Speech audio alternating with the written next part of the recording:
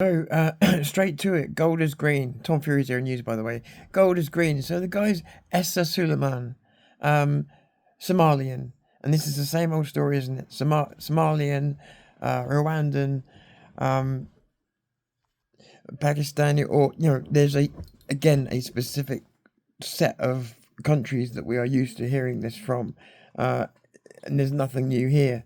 But also listen to the pattern, and then remember the guy on the train going back a little while back. If you remember the whole specifics of that story, which I don't have time to show you now, so if you don't, have a look. Essa Suleiman, the guy that committed those stabbings that day, earlier on in the day, had also attacked someone else, which is exactly the same as what happened with the train guy. Basically, yeah, so he'd attacked someone else earlier in the day, and also is linked with an attempted, what they call attempted murder on his one of his own family members, which is reported, and that wasn't on the same day. So, and there's a pattern here, guys, because this is happening with a lot of these things, these incidents when they break out.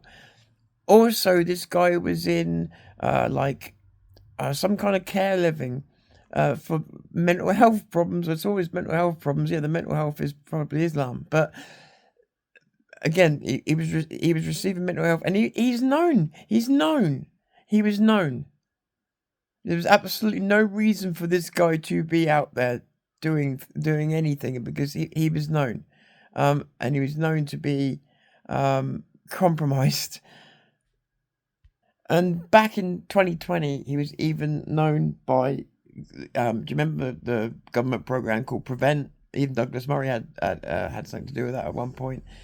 He was known by that organisation as well, but they closed the case on him. So, I'm sorry, but it's always the same countries.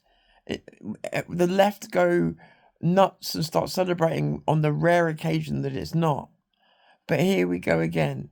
It's Somalia, Pakistan, all these countries. This time it's Somalia again. And this guy, they'll use mental health as the excuse, and maybe he has got some mental health problems because this was happening prior to this. But he's got history, and he's got, again, things that happened that day. Normally someone would be all over it if someone had tried to commit a murder that day, and yet somehow he was free to walk around to be able to do this. Someone needs to look into this. How is this happening? It's not the first time now. We've seen multiple attackers now who've been not on a rampage, but have been able to commit crimes relatively easy, bad ones, across the course of an afternoon. And you can't help but think, had there been a presence there a lot quicker, and that couldn't have happened. Like this, people used to try and commit crimes in the past, and they couldn't just sort of walk around and do things as they saw fit. Something's missing, like a response or something. I don't want to make an accusation without evidence, but something's missing in the chain here, because these people seem to be able to walk around after committing one hugely serious crime and go on to commit more. Again, someone who is known, someone who's got form, and someone who is apparently not too stable. So,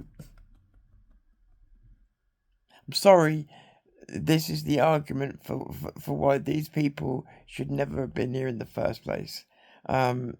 We are importing this, and this people say, oh yeah, but this is not everybody. How many more cases do we need to realize that it's too high a percentage of people, and that there's always an onion around things like this, because it's showing you the extremes of a culture and a way of being and a way of living and a way of thinking. The extremes show you what the center is, but the center is a softer version. But the extremes always show you what the center won't. Anyway, it's just my take. Didn't need to happen. And also, let's not forget, and I don't mean to be unempathetic, because I have got empathy, but also we're watching Middle Eastern war going on our soil. Whose streets? Tom Fury's News.